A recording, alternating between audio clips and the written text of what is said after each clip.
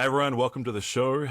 My name is Daniel Carlin. I'm your host here. Today, our guest, we have Coach John Moore. A little bit about John. Started his basketball journey probably a little bit before Los Alamitos High School, but then ended up being a Cypress College great. Don Johnson described him as the most inspirational player in Cypress College basketball history. After that, became a standout point guard at Westmont College, where he later on became a coach. He has 558 wins at Westmont College, 637 for his career as a head coach. He served on junior national teams in countries like Bangladesh, Sudan. He's been a court coach multiple times for the under-19 United States team. GSAC Coach of the Year 3 times, NIA Coach of the Year 2019 to 2020, and one of only 2 NIA coaches to sit on the NABC Board of Directors, which include the likes of John Calipari, Tom Izzo, and Bill Self. He now serves as an assistant to his brother-in-law, Steve Lavin, at the University of San Diego. Coach, welcome to the podcast. Wow, I'm exhausted from hearing all that. That's too much. Gosh, going back to my, did you talk to my mom or who'd you talk to? Close. Wow, that's great. Close. Thank you, Daniel. Great to be with you. I'm so glad you're doing this. I don't know if I've ever called you Daniel. I know you've never called me John. So I'm going to call you DC from now on, and you can call me whatever you want. That's all right. I know there was hanging out with some of the Westmont alumni. I guess important for the listeners to know, as a Westmont alum, I played for Coach from 2012 up until 2015. We had a lot of good years together. And so hanging out with some of the alums, there was a little bit of debate about whether or not once they got older, they should call you Coach, or whether or not they should call you John. Sometimes people go, man, I want to call you John. I feel like every time we chat or hanging out, you're still coaching me. So Coach works well for me. Sounds fine.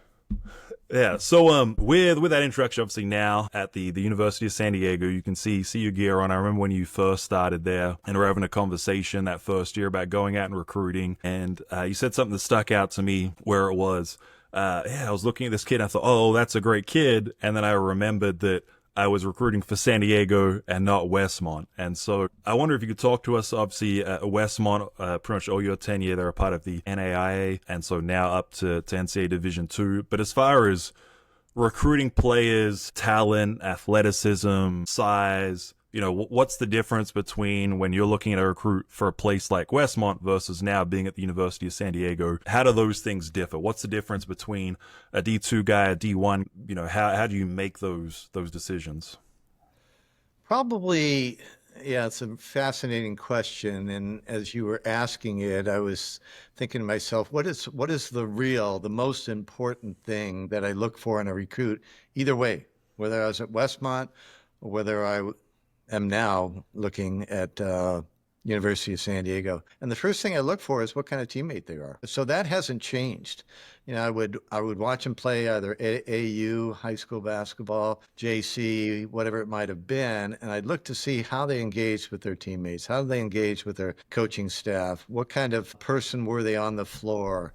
And I think just the slightest difference between Division I and Division II now, or NAI back then, is just quickness, physicality. Those are the differences. Maybe a little more athleticism, but not much. I think at the NAI level, we had maybe, a 6'8" post guy or a 6'10" post guy, whereas there's a lot of 7-footers that we play against every year. And then the quickness is, the point guard's a little quicker than the point guards I had at Westmont. And but I think shooting wise, we probably had as good a shooter as we do here at USD, or that I see in the WCC.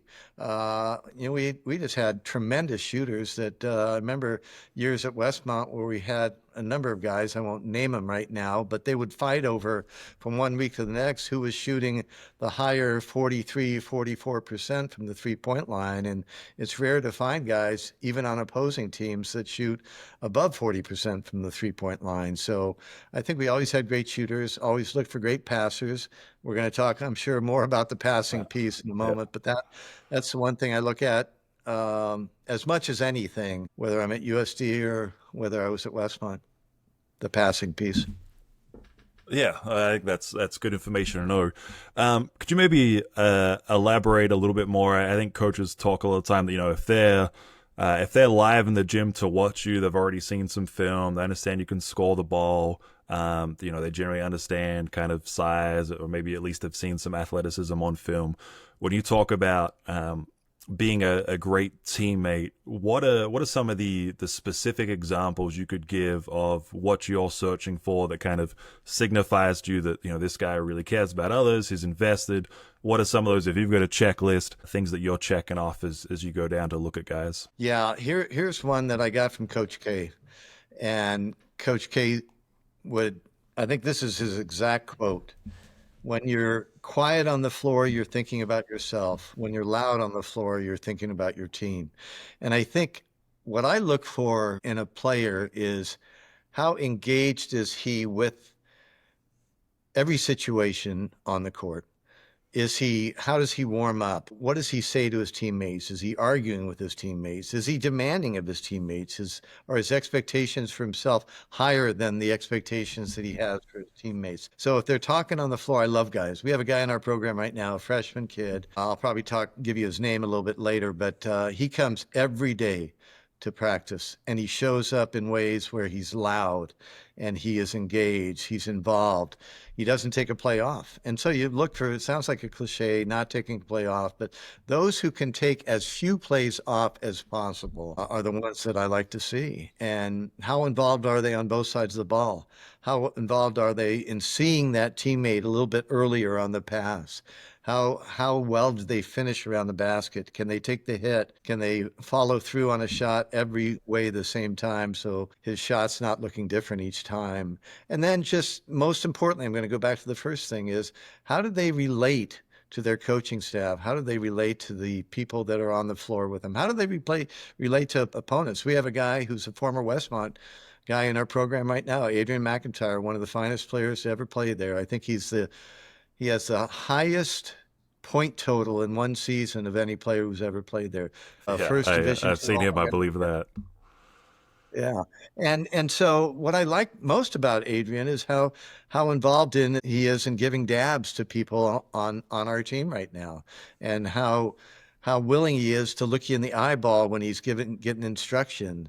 He wants people to be hard on him. His head coach in JC, Joey Ramirez, his assistant coach at Westmont, same guy, Joey. Joey was really hard on Adrian. One of the first things Adrian said to me is, I want you to be hard on me in the same way that Joey was. And he also said to me, I love the way Coach Boucher treated me as a person of faith. And I want you to engage with me in that regard as well. And so I try to be a piece of Lannon. I try to be a piece of Joey and offer him both sides of that. And then most of all, I try to be myself with him. But he really is. He gives you eyeballs. I think that's one thing that communication is all about, listening well and then being able to show your eyes to people as they're speaking to you. Yeah, that's awesome. I think along with this theme, one thing that whenever I get together with guys from Westmont, and it could be guys that I played with, or it could be guys that, played 15, 20 years before me, consistently everyone feels like Westmont always had a bunch of great teammates. And so part of that has to at least be recruiting and understanding who you're bringing in the year in, year out. You're just surrounded by kind of high culture, high character guys. I know at the Division One level, obviously making sure that you have a, complete player in person is going to be important. So beyond just the skills, the basketball piece, how do you, when you recruit players, try to figure out culturally are they a good fit? How do I figure out, them as a person? Is that just with the phone calls, is it visits, is it talking to coaches, family? How do you kind of at least try to get a sense of who you're bringing in before they get there? So in their home or when they came to visit Westmont or at USD, oftentimes they come with their parents and how they treat especially their mothers. And if they treat their mothers poorly, even if they give them a little, side eye, or if they roll their eyes when their mom asks a really important question that they don't realize is an important question, but I think how they treat their moms and their dads and their siblings, and so many of them treated their parents well, and their parents treated their sons with great respect. And so on the Division I level, we typically bring people in for a couple days, and I just love seeing how parents interact with their sons. And we have a number of players in our program right now that just, you can tell it oozes out how they love their mom and dad, how they love their parent, how they love their siblings. And I think that's an important factor that people wouldn't normally think about is, and oftentimes I choose not to recruit a player, and I don't say this to them afterwards. I just say, hey, the fit's not right at Westmont, especially when I was at Westmont. But I think the other thing is just have somebody else sitting on your shoulder. And I had one of the greatest assistant coaches that's ever coached on on any college level in Jeff Azen. And he was there. Even if he wasn't there, he was sitting on my shoulder. But most of the time he was there. And, sometimes he would have a harsher critique than I would have on the player. And it caused me to think a little bit differently of that player. Or he might have a softer critique, and that might cause me to look at him a little bit differently. So I think first and foremost is how do they treat other people? And that usually leads to them being high quality men who want to be around other high quality men. And I wanted guys who are confident, not intimidated by the other guys on the team. Guys who could see another person and say, gosh, I'm so glad he's on the team. I want to be more like him. In fact, Mark Miller was that guy for me when I was at Westmont.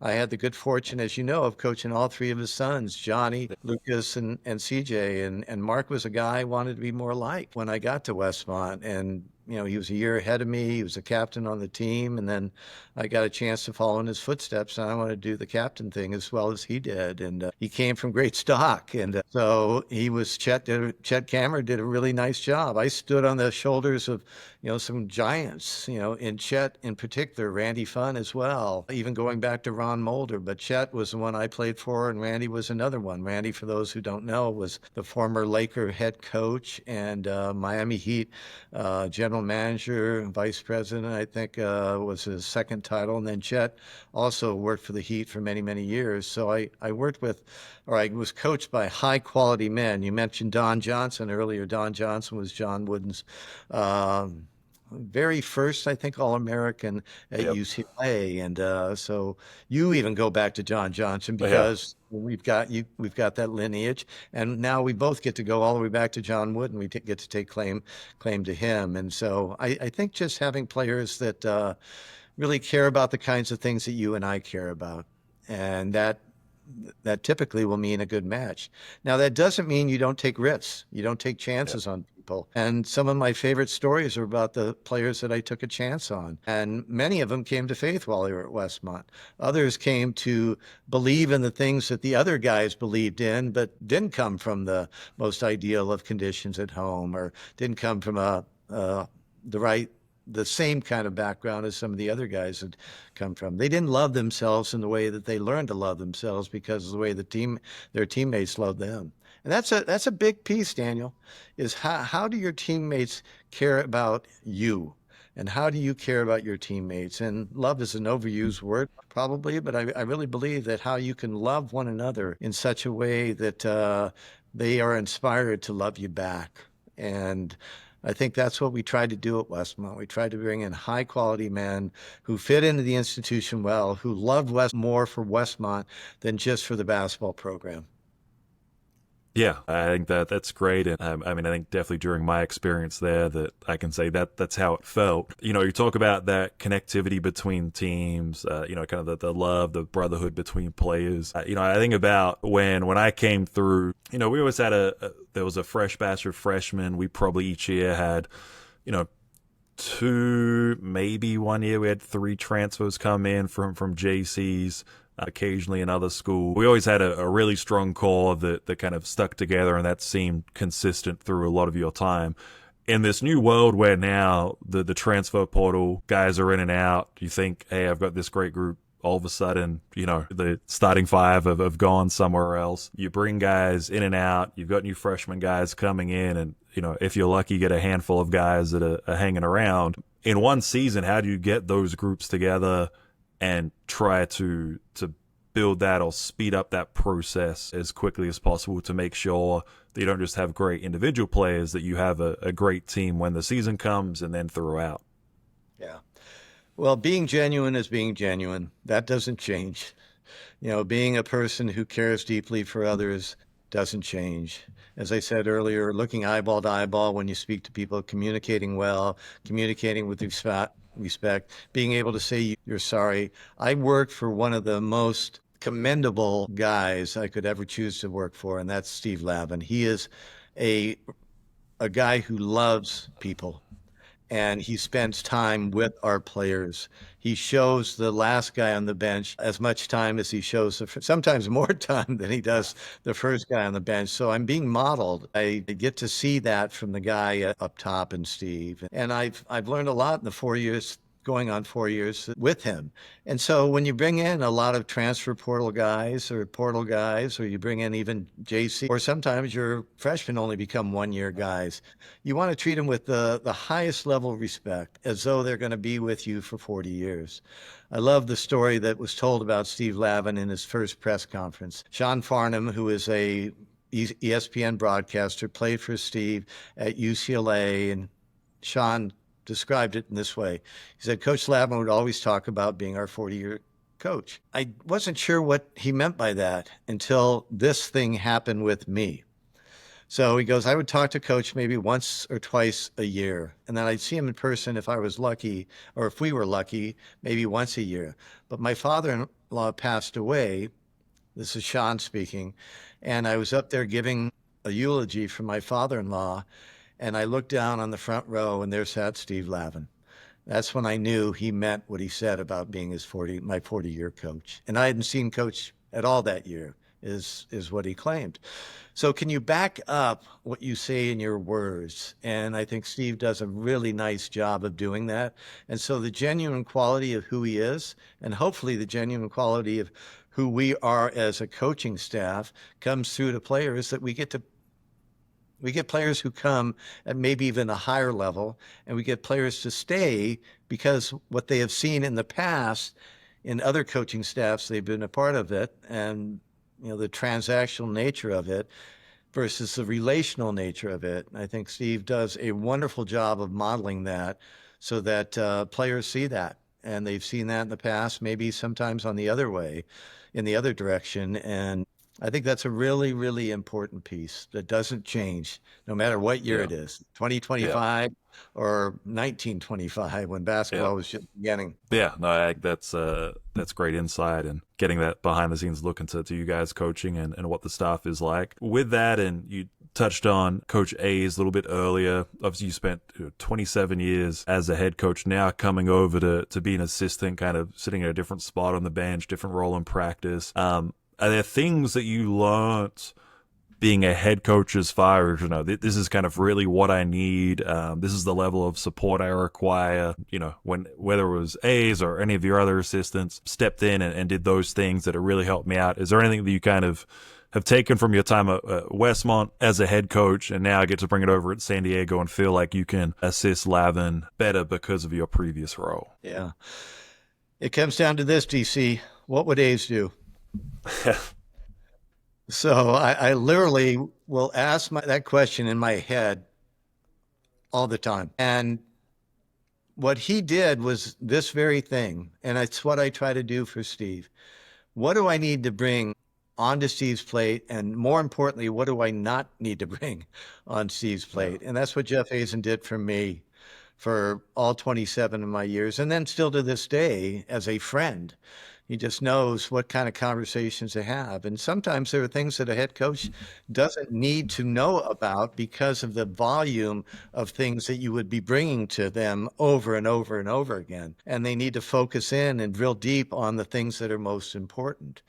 I learned that at Westmont. I learned that in a business class at Westmont. I always thought, hey, everybody should be sweeping the floor. And this guy, Lou Kuipers, told me that no, everybody shouldn't be sweeping the floor. There are more important things for certain people to do than sweeping the floor, because when they're sweeping the floor, they might not be having that very important conversation on how to make a jump shot, or how to set a screen, or how to play in such a way that the most important thing becomes the most important thing. You're a father now.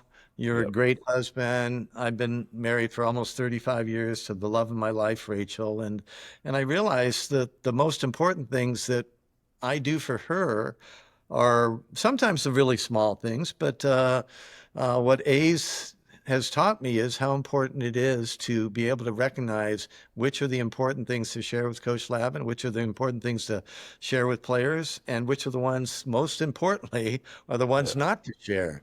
Yeah. And those oftentimes become the ones that really allow them to be refreshed. And I can't even imagine all the things that A's did and took off my plate that allowed me to be a better husband, to be a better father, to be a better coach. And he did it unselfishly. I'm so grateful for him in that regard. And I had a lot of great other assistants as well, but Jeff was with me, shoulder to shoulder with me for 27 years. Yeah, that's awesome. Definitely a good thing to think about, for any coaches, and particularly assistant coaches, and understanding, I guess, that hierarchy, and how to divvy up things, and really kind of becoming a master in your role. So I want to kind of go back to Westmont a little bit, and then kind of have a think about some things now. So I think one thing that always sound funny, or maybe something you wouldn't usually tell recruits, and I think nearly all of us heard it at some point, is, the kids would ask, or the parents would ask. I remember multiple times, there's a little table and chair that sits right out front of Murchison Gym, and a lot of times you and families would be sitting there, and we'd, kind of walk past, and occasionally get pulled into conversations. And you would always tell people that here, I guarantee you're going to struggle. And whether it was academics, whether it was, for a lot of guys in high school, if you're going to play college basketball, you were probably a dude on your team. And now you go into a team where everyone was a dude. And so maybe you're coming off the bench, maybe as a freshman, you're not playing.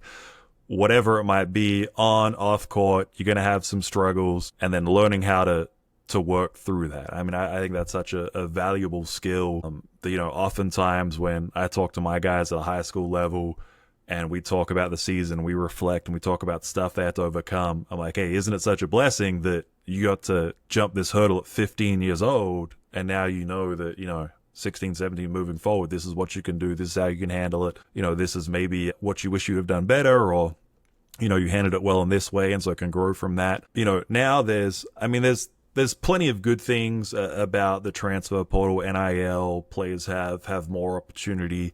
Maybe it seems like there's a little bit more control back on the players' side. But it seems every year it gets to the off season, and you check Bleacher Report, and there's 2,000 guys in the portal. In your opinion, is that struggle something? Is it still happening to the same extent in college basketball? Are guys jumping into the portals for the right reasons? Are there people just thinking the grass is greener on the other side? And I guess, can you speak to collegiate athletes and going through that struggle and the benefit that it has for them in the long term?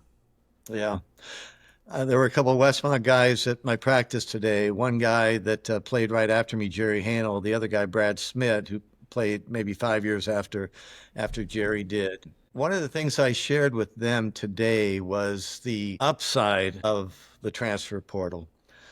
Now, the downside, I'll speak to that first. And the downside is that you're so often in one-year relationships. And could you imagine, dating somebody, whether you're a male or a female, you're dating somebody and you're always worried as to whether they're going to leave you?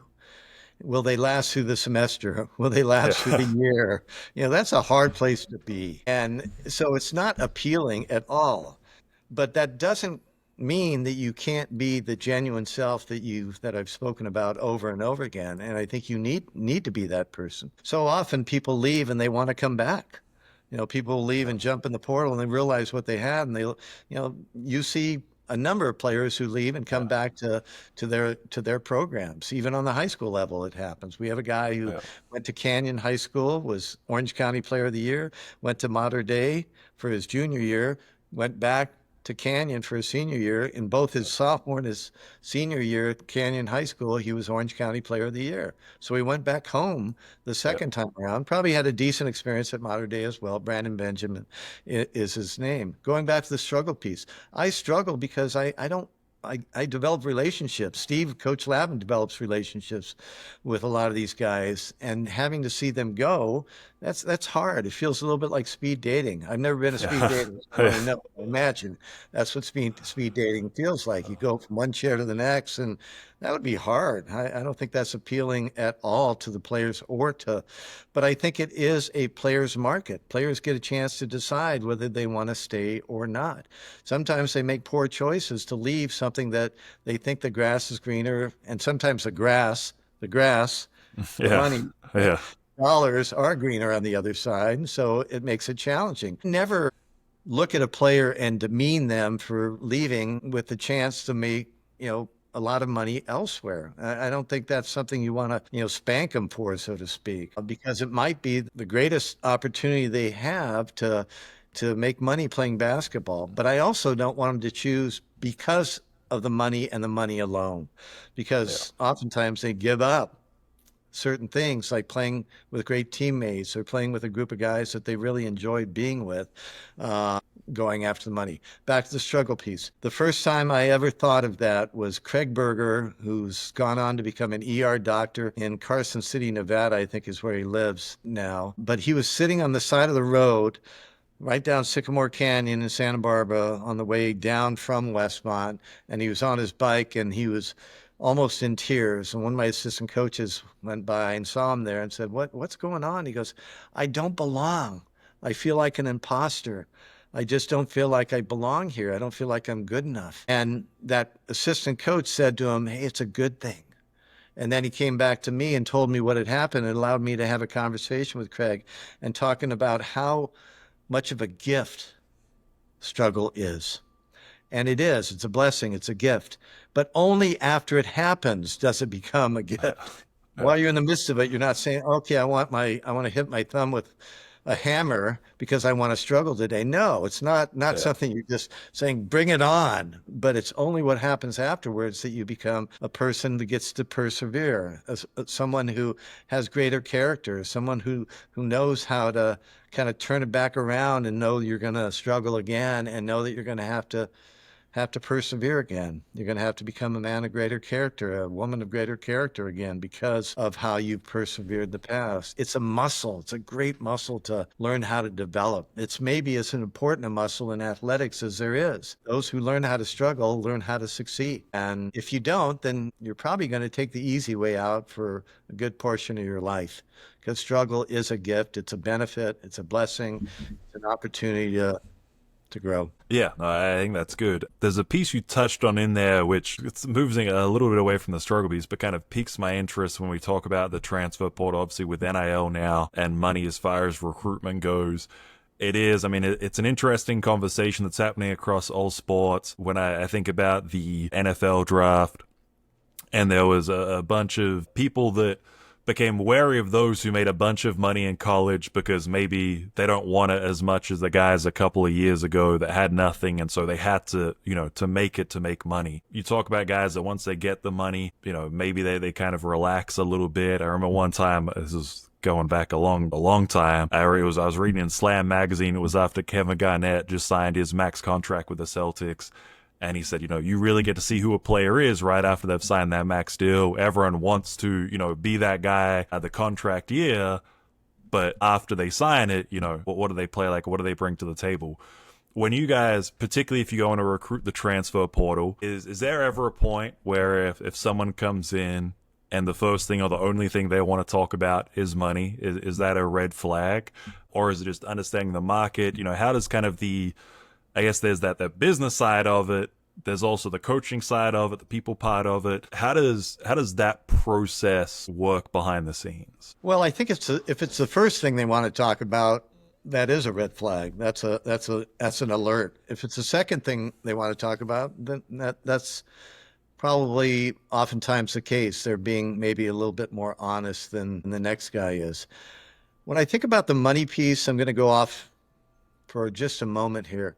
I think anybody who gets money out of the portal should be giving it a certain portion of it back to somebody else, to some good cause, to somebody else on the team who has nothing, somebody who might come from a really poor background that is not getting any NIL money. They shouldn't be using that money to brag about themselves or talk about how important they are or appear to be like I'm better than you because I get more NIL money or I get more revenue sharing money than the next guy does. I think those are bad teammates. I think if you sit in the locker room and you talk about how much money you make, it'd be a little bit like a businessman. What I love about businessmen who I admire the most, or people who are coaches who I admire the most, they don't talk about the wins. They talk about the relationships they've had with people. They talk about some of the ways that they're developing their company or they're developing their team, not just about themselves. So it's a challenging time because X amount of dollars, if it's a higher amount than a less amount of dollars, that's what attracts people. Sometimes you have to get beyond that attraction piece. So if somebody's offering, let's just make it $10 and we're only offering $5, how can we make up that $5 in ways that are different than maybe those people have already seen so that the money doesn't become the dominating factor? I don't think that's a good thing where the money is the only thing that determines what decision a person makes. I think there are programs in the NBA that people are drawn towards because they realize that this particular NBA team has a little bit of a different culture than other NBA teams have. And I think that's an overused word, by the way, culture, but different type of qualities than other programs have. Now, you can't put a dollar figure on that. And I think if I were a player, or if I was somebody advising an NBA player, I'd say, what do you want to give up to get Yeah. something of that kind of quality that maybe you're not going to get at the other place that gives you an extra $500,000 or whatever it may Yeah. be. And I think that's important. I don't think that changes. I think those are the kinds of things that really players should be thinking about at a much greater, to a much greater extent. Did I get back to the question? Yeah, I Back, think so.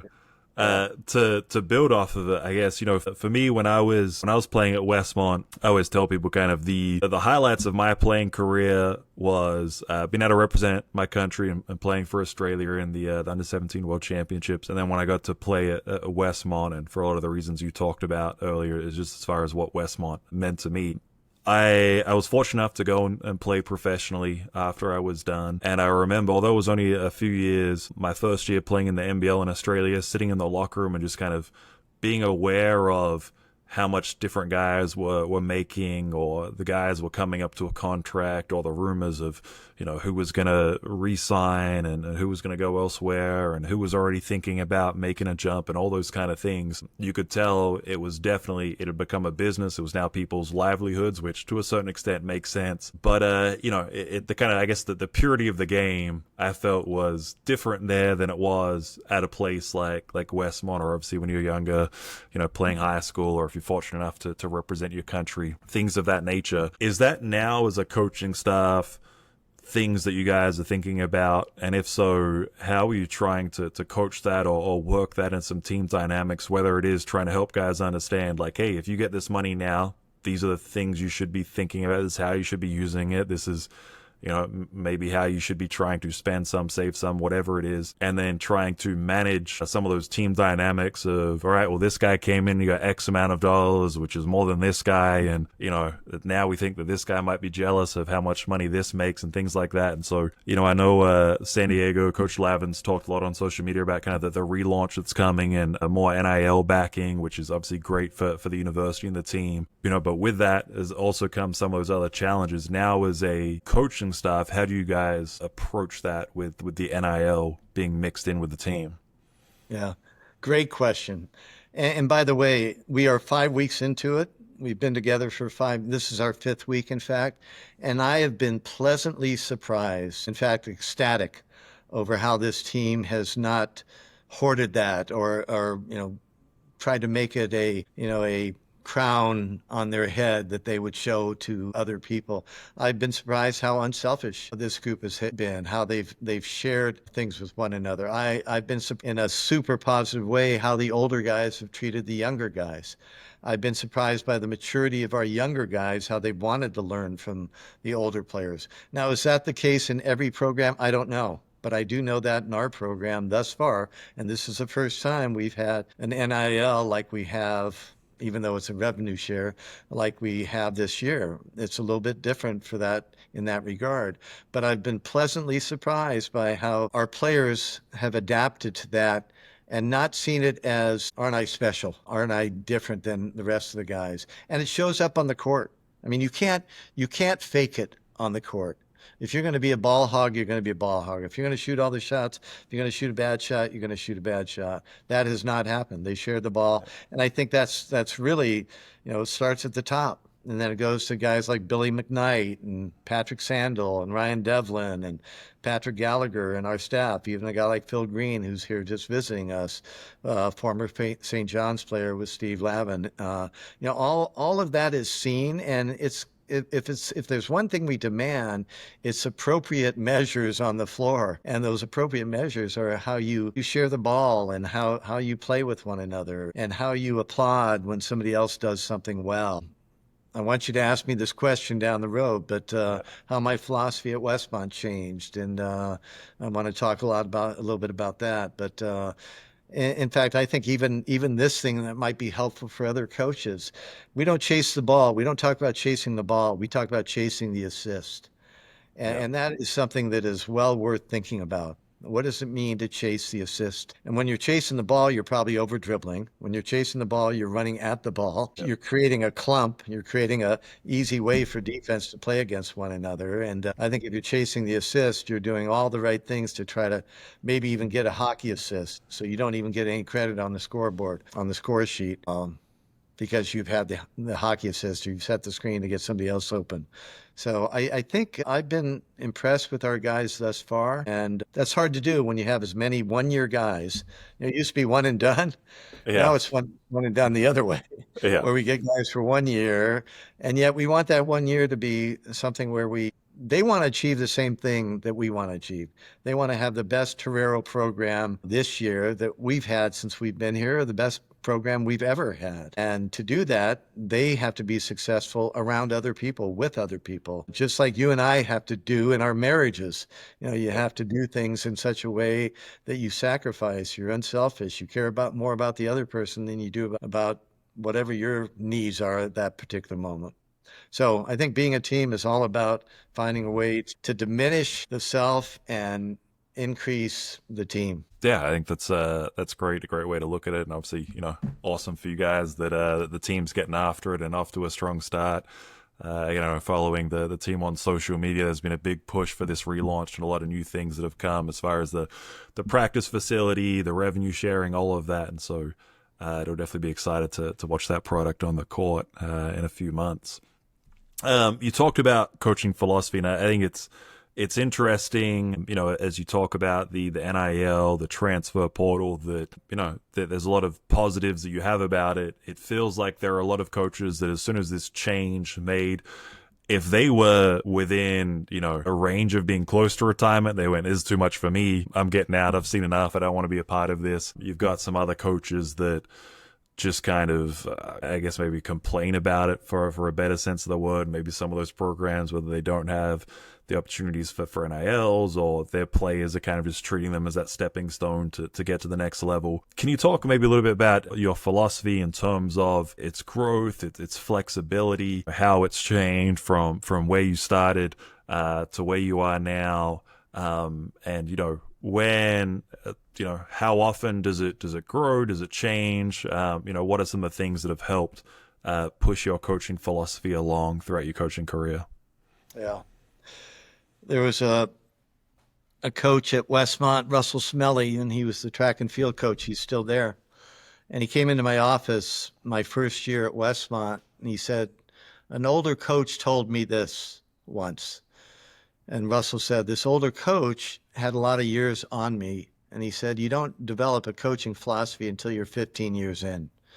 And I poo-pooed it. I said, come on, what does that mean? I'm 5 years in. I've got a coaching philosophy. But I think your coaching philosophy is refined. It hopefully gets better over the years. I think I'm more energized than maybe I've ever been as a coach because I believe my philosophies align with Coach Lavin's philosophies. But let me talk about my philosophy as a head coach and how it has evolved. And I think it really evolved right around the year 2000.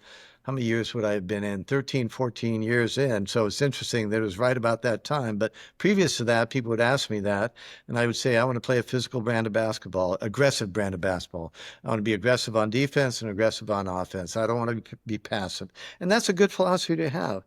But then I changed it to one sentence, and you've heard it many, many times over. But this one sentence says a lot about what I wanted our Westmont teams to be about and what I want our USD teams to be about. And here it goes. I wanted every single basket to come via the assist.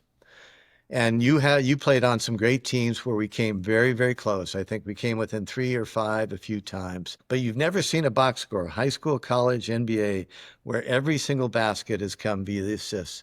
And what that says about the program or what you're trying to aspire towards or achieve is that you want that pass to be the most important thing rather than people who over dribble. We wanted people on the bench to celebrate when somebody would back cut and get a wide open layup and choose to make that layup, or choose on the next one to see the defense coming and kick it out to the corner and that corner guy bearing a three. Now, the third time around, I got covered on my back cut. I kicked it out to the corner. That corner guy was covered. Now he made the extra pass, so an extra pass. And that's all about being unselfish. Don Johnson developed a term.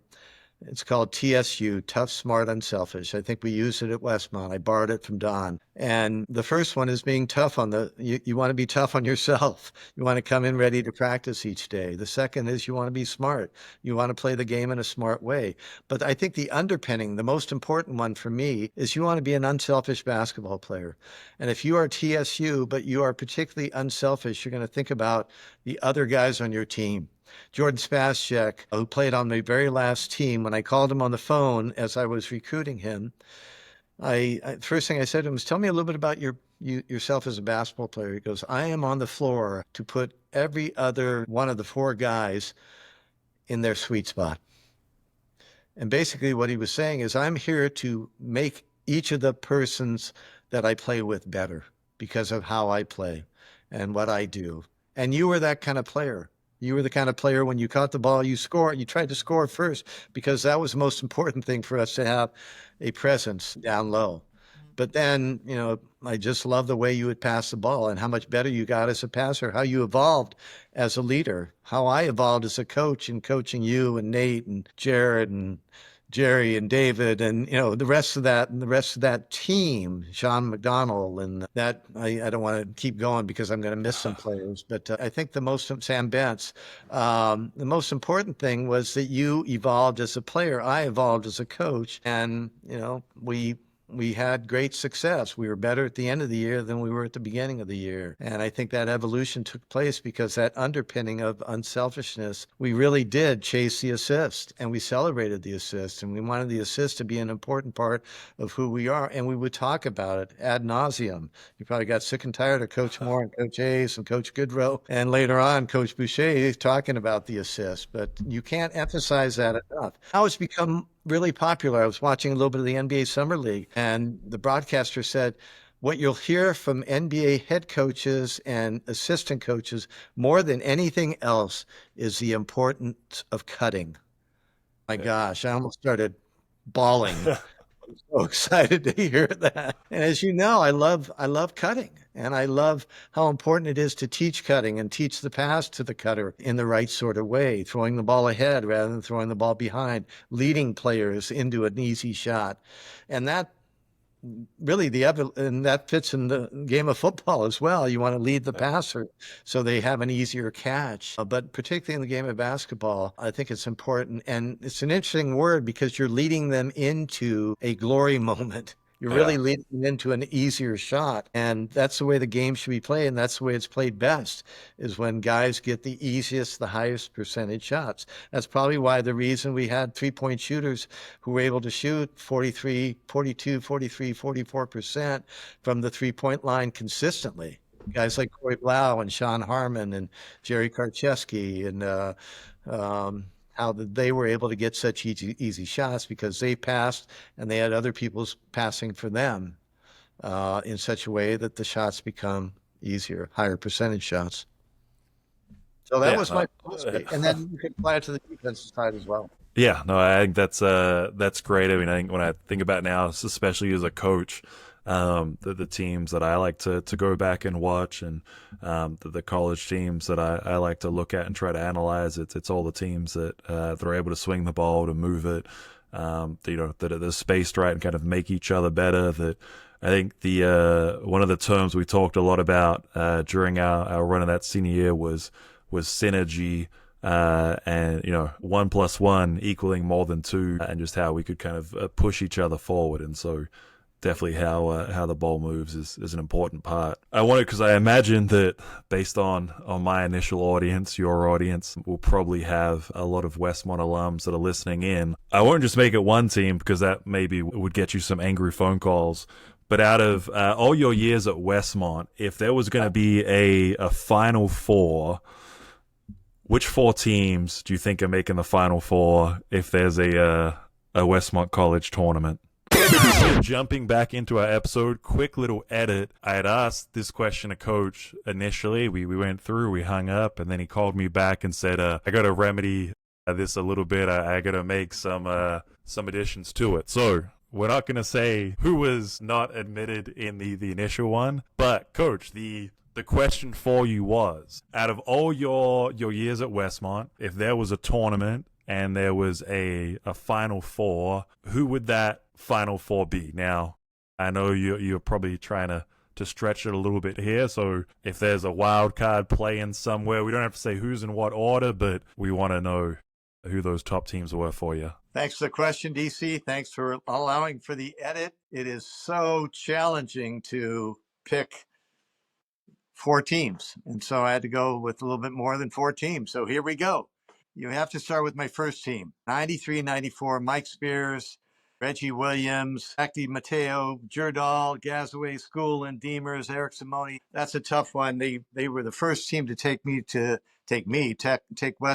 while I was there, Coach Hazen included, to the national tournament back that time. It was in Tulsa. So that's the first team. Next team has to be the 99 team that made it to the Final Four, arguably, according to the historians at Westmont, one of the top 3, maybe 4 teams in the history of Westmont College. So 93-94, you have to start with Gomes, Burns, Nepke, Brian Hahn. Those were my seniors. Then we had Chris Gonzalez, who was just tremendous, especially at the national tournament. Steve Bake, Michael Payne, Monroe, Falconer, Ortiz, Gonzo, Lee, I think I already mentioned Chris Gonzalez, Slick, all those guys. And so that's part of the 99 team. Then the 2002 team with AP, Chris Clark, Will Goley, Mitch Pierce, Phil Beef, Ben Adelman, Joe Ortiz once again, Kyle Beckler, and Jeff Gerges. That was a really fine team, probably played as well at the national tournament as any team I ever had back there. They had a game in the final 8, or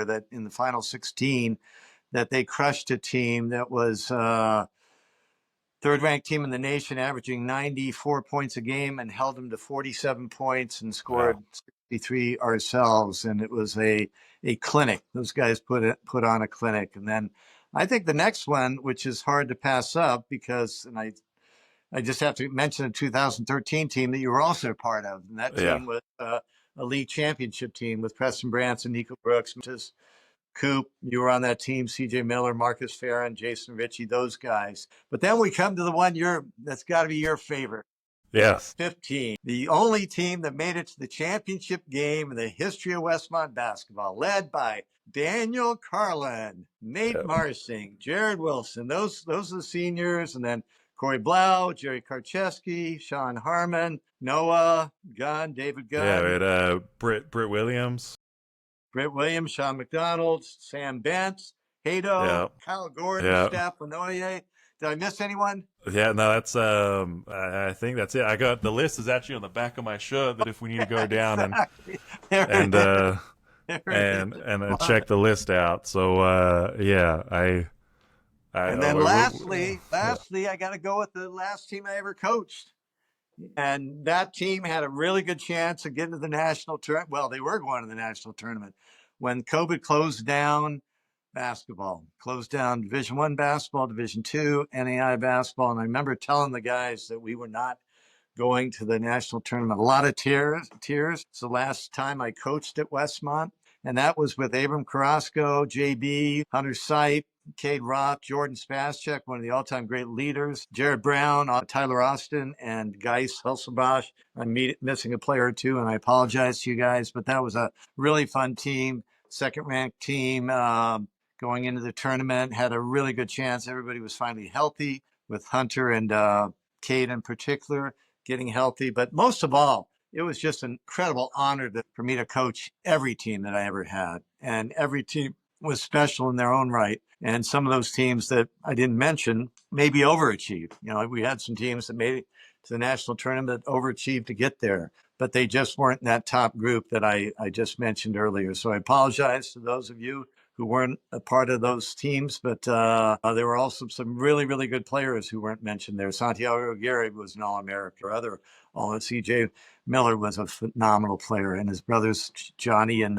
Lucas Miller. And so I think I'm going to miss too many people if I keep going here. But Dan Rast was a really, really good player as well. And there were eras in which we weren't able to make the national tournament. But I think we finished with making it there 6 times in a row. And up until that time, I think the most we'd ever gone as a university was three out of 4 times. I think we made it at one time way back in the history of Westmont. But thanks for that question. Thanks for putting me on the spot. I think I'm going to get a lot of phone calls from people saying, "What about me? What Yeah, about I was me?" about to But say I asked for 4. I think we kind of stretched to 6, but I'm sure there's gonna be guys from teams 7 and 8 and 9 that are gonna be saying, "Hey, coach," or it's anytime we get together for an alumni weekend, the debates always start to break out as to which team would beat who. My this is how I try to cheat the question sometimes and obviously I do not have the years that you do to have so many teams to pick from. But as I get, kind of further along in my coaching career, if I pick any team that was kind of closer to where we are now, I just say, well, hey, I just became a better coach. I'm sorry. So like that. yeah, that's my get out of jail free card if I pick a closer team. And to close it off, or to clear it up, maybe is a better way of saying it. I think the question that was asked was of all the coaches, the teams that I coached, none of Yes. the Jeff teams or Ron Mulder's teams or anybody else's team, Jack Siemens' teams and Jeff Crosby's team. So they were just the teams that I coached in the 27 years that Jeff Hazen and I were privileged enough to stand shoulder to shoulder together and coach with one another. Yeah, no, that was yeah. It was already a mean question. I wouldn't try to make you pick the top teams in Westmont history. Obviously, there's a lot that we were the benefactors of and got to kind of stand on their shoulders as we came through. So again, appreciate you jumping back in, and we'll flick back over the episode and finish everything out. As a follow-up question, and in case any of our listeners don't know, we my year made a amazing run all the way to the national championship game.